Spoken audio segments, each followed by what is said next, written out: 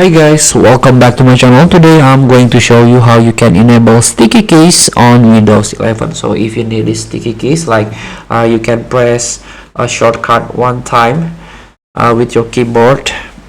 You can enable it by click on Windows Start icon and go to the settings.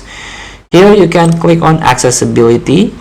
Under interaction, there is a keyboard option here. Sticky, filter, and toggle keys on screen keyboard. And here we go. This is the sticky keys.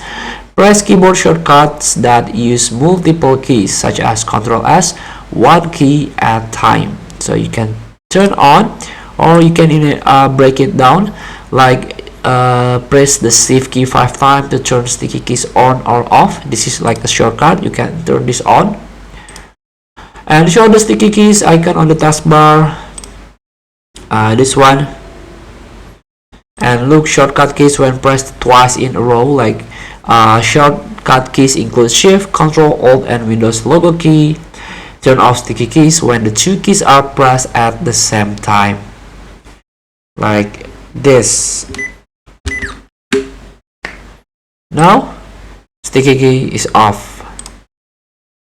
And play a sound when the shortcut keys are passed and released. You can turn it off if the sound is bugging you.